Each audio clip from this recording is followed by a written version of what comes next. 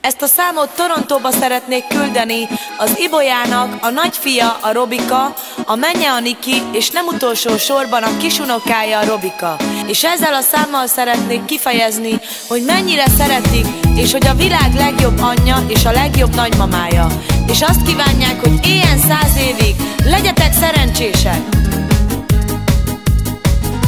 Egy szó elég, már tudjuk rég, hogy a legjobb anya